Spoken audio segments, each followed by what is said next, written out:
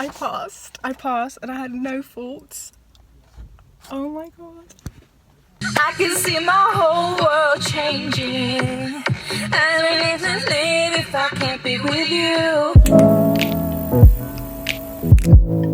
Hello my loves and welcome to my channel. My name is Jess if you're new around here, and if you're not new around here, then welcome back, sweetheart. It's great to see your sweet ass face today. So I passed my test 3 weeks ago. Oh my god, honestly, best feeling ever. I felt like I should make a video where I kind of go through my experience of driving, because it has been a long one, but I always knew that I wanted to drive. I felt like I had to be able to drive, not just to support me but to support my family. It's always been a goal of mine, always been a dream. A lot of people, actually most people that I spoke to about me doing my test in an auto, literally, like, I feel like they try to make me feel like shit. Like, they try to make me feel bad about myself. Like, why are you doing that? Like, pass in a manual and then you can drive whatever you want. Fuck off. Seriously, keep your opinions to yourself unless people are asking for your opinion, because like, I'm not driving because I love the feel of a manual. I love the feel of the gears. Like, this day and age, what do I need these hypotheticals for? The hypotheticals that I get, like, oh my god, like, what if you're out and about and like you need to drive a manual? The only reason I feel like I'd ever need to if there's a zombie apocalypse, and honey, I can drive manual, I just don't like it.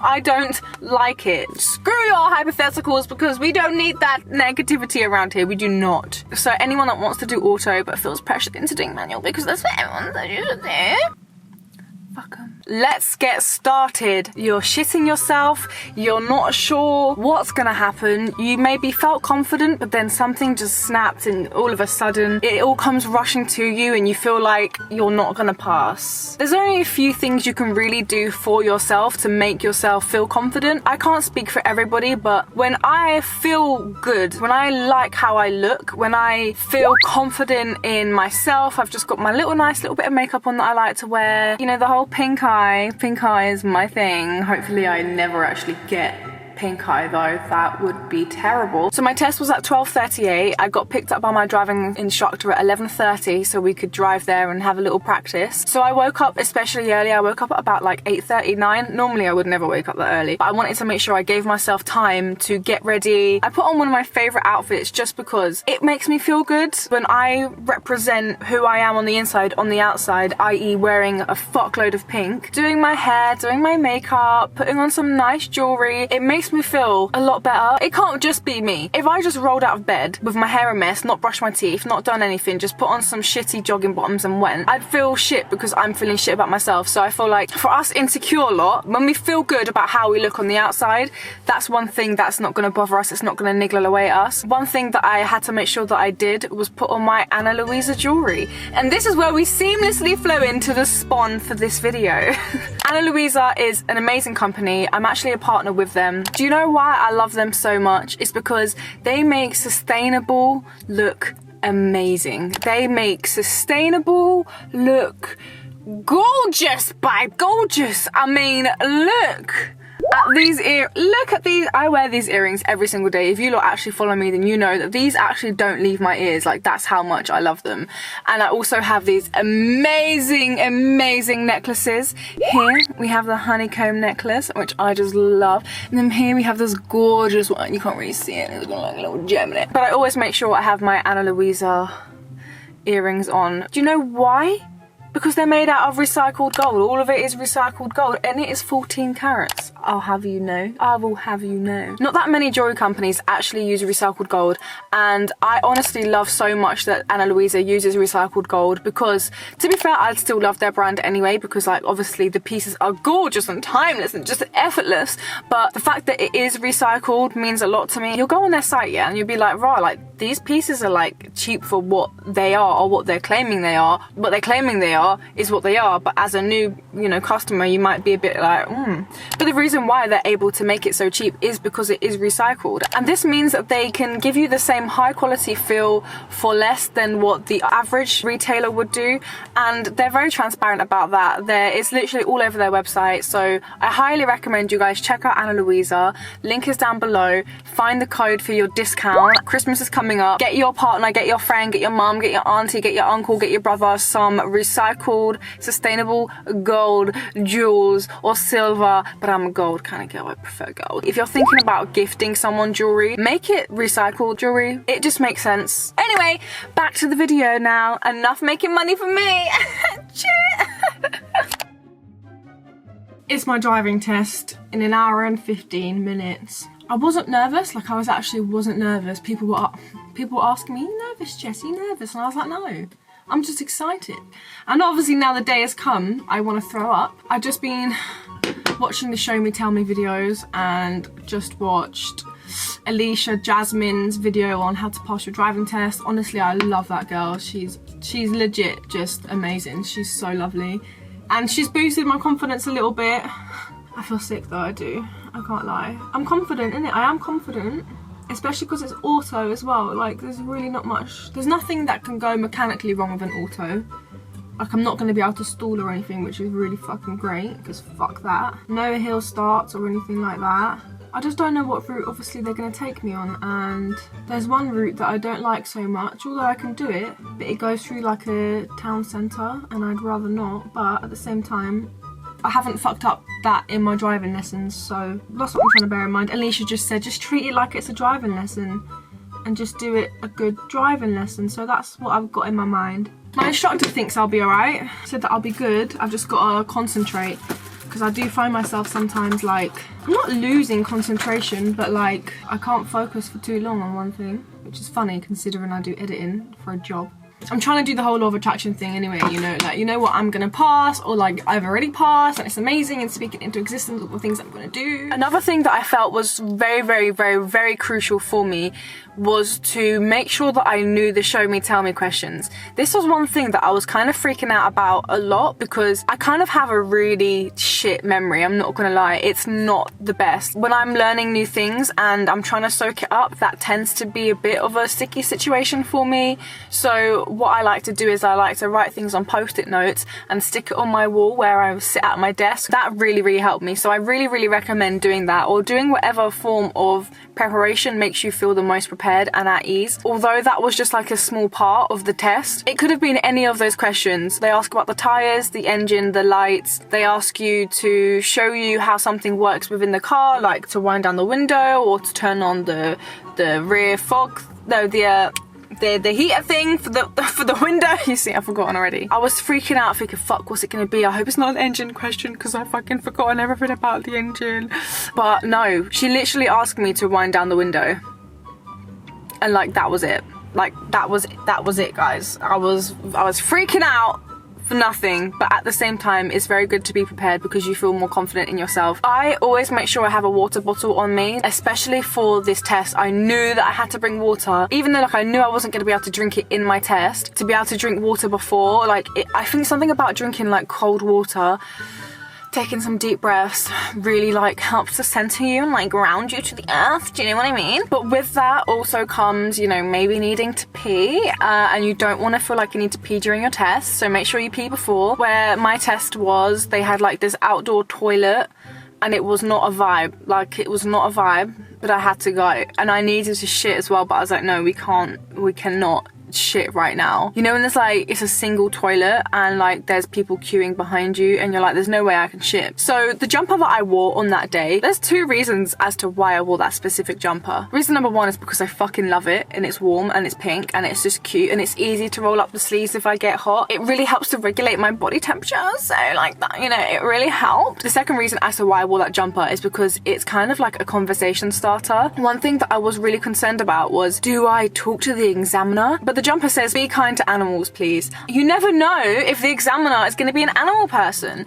And just in the chances that they are, it's a good conversation starter. So when I was sitting in that room, waiting for my name to get called, and the woman called my name, and I walked up and she looked at my jumper and she was like, And she was like really, really hard to read. Like, you know when you just meet someone that's just like, you literally do not know whether they like you, whether they hate you, whether they like anything. But like, as we was walking up the road to the car, she was like, so you like animals? And I was like, yeah, I love animals. And she said that she's got cats. And guys, no joke, it was just like, we were talking about cats and animals for my whole test.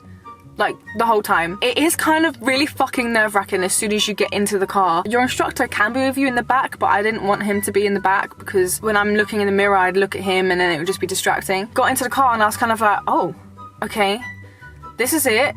I need to turn on the car, I need to do everything as I would normally. Waited for her to put her seatbelt on, but she was like, no, it's fine, just go. And I was like, okay. For the first minute, I was like, literally, like, I wasn't like breathing out, I wasn't like hyperventilating out loud, but like inside I was like, you know, like really freaking out, like I was actually like shitting myself, like my heart was racing. And then literally, I just remembered hearing Alicia's voice in my head saying, deep breathe. And I was just like, okay, I was driving, I was like, I was literally deep breathing. It was actually helping. Like I could feel my heart rate going down. I could feel myself chill out. And as we turned out of the road, we approached this junction that my instructor said there's a very high chance that they'll make you do. It's one of those ones where you need to like drive through, get into the middle, but then you need to get behind that car because there's cars coming towards you that also need to turn, and you need to do like this harmonious like fucking switch around. You're meant to go behind each other, and my dumb ass went in front because there was just like, there was too many cars, so I was like, all right, I'll just go in front. But my instructor always told me like, you know, if you can avoid it, don't do it. And then because there was cars in the middle, then the lights changed and the car started coming from that side and the traffic was flowing, and literally I was like, fuck. She was like, it's all right, just go. So I went and she was like, yeah, this road gets really busy. So in my head, literally that's like the first like 2 minutes of the fucking test. In my head, that's already a minor. I'm like, no way is this gonna be okay. Like, I genuinely thought I fucked it, but I didn't fuck it. There was a few moments where I genuinely thought like, shit, like that was definitely a minor. Like I pulled out at a junction a little bit, like I overestimated, but then I stopped because I realised that wasn't safe. Also, in a junction, I was in the middle of the junction and it was also a bit weird. Look, they're just having a chat in the back. And what else? What was the other one as well that I thought was a bit of an issue? I broke harshly at a zebra crossing because people just randomly crossed, but yeah, I'll chat to you about when I get in because Brian is just in the back. And then we started talking about cats. She was telling me about her cats and I was telling her about the cats that I've had and all of that stuff, and it was so nice. Because then when you start talking about something you're interested in, this is the key here, start talking about something you're interested in, you kind of just won't really be thinking about how nervous you were. I done my first ever driving lessons when I was about 18, okay? I did manual. I did about 5 lessons. I didn't like it, but it wasn't that bad, but I didn't like it, but it wasn't that bad, but I just didn't like it. And then I did my theory test, which was really good actually. I revised really hard, literally studied hard for about a week. I had like all the different post-it note colors you could think of all over my wall in different sections, different categories. That's how I revise. Like, I need to see visual cues all the time. I was very confident and I got 49 out of 50. I fucking smashed it. I smashed it. Then I didn't do any driving lessons for over 2 years. So then my theory test ran out. I moved to my nan's house just over a year ago now, and I was like, okay, it's time to do the old driving lessons again. I decided I wanted to do auto because I felt like it would be easier and I wanted to pass my test quick enough, and I felt like doing manual would take me longer to, you know, get to grips with. So I started in auto and I'd done about 10 lessons, no, maybe about 13 lessons. One day I had to cancel on the instructor and then I just never heard from her again. When I was in a lesson with her previously, I said that I felt really sick and she was like, so why didn't you cancel? And I was like, oh, because I didn't want to cancel last minute. And she was like, no, it's fine, you can if you need to. Anyway, I'm not trying to throw shade. I am, but I'm not. So then I did manual. I've done about 6 manual lessons. After the first manual lesson, I got out the car and I was like, no, I'm not doing this, no way. But then I sat with myself and thought about it, and I was like, alright Jess, just give it another go. So then I gave it a few more goes, and it was okay, but the thing is like, for me to be able to focus on the road and change gears and do all that shit at the same time was kind of just too much for me. So I just didn't really want to do that. I'm not gonna lie, I didn't want to do it. Then I picked up auto again, and I went with someone else, and he was an independent person. He wasn't like a part of like a business, which was kind of, I think, better and cheaper. I think altogether in my lifetime, I've probably had about 60 lessons. Let's do some maths, because if you lot want to know how much I've spent on driving lessons, let's average that out, okay, to £26 a lesson. Each person was different. So let's do that. Alright, that can't be true. Is that true? It's my calculator's saying that I spent £1. Wow, I wish. £1,560 on driving lessons.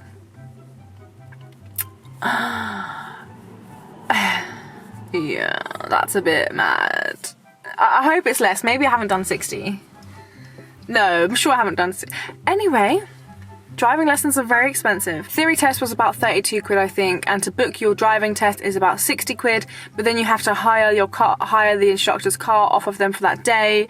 So it's all very expensive. You can do it in your own car if you want, but they have to do like checks on it and stuff, so it's a bit longer of a process. I think it's really important to like your instructor as well. So I've had 3 different instructors in the past year. The first one was a woman. She was like cool to talk to, but she spoke a lot. Like she was always chatting. I wanted to tell her like, I'm really sorry, but can you stop talking? But I couldn't, like I just couldn't tell her because I was just like too nervous and I didn't want to be rude. Like I just didn't want to be rude. Second instructor was really, really full on, to the point where he was just like, yeah, you do this, you know that, yeah, but I'm not telling you to do it because you know this, but I really think you need to know how to do it, but you need to do it, you need to do this and this and this.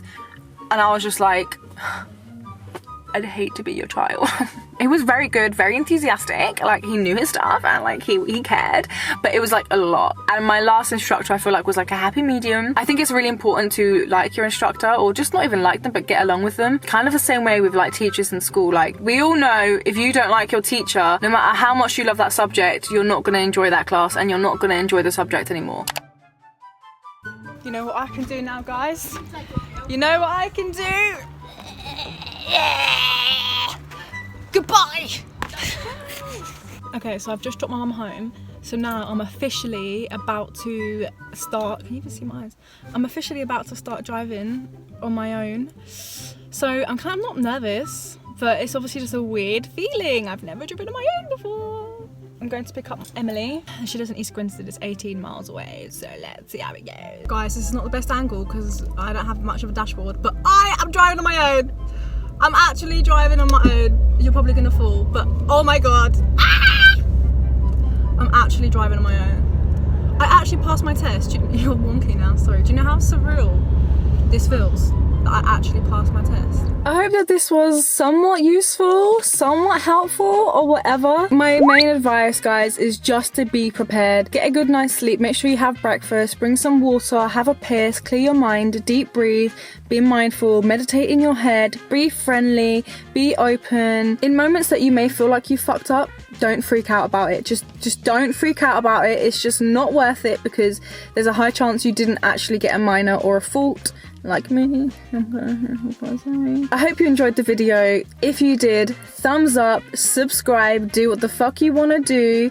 Check out Anna Louisa down below. The code is down there as well for some monies off. Happy driving, safe driving, do you boo, live your best life, just go for it. Life is too short. Have a wonderful day and a wonderful life, and I'm going to see you back here very, very, very, very soon. Very soon, very soon, very soon. Much love! Bye!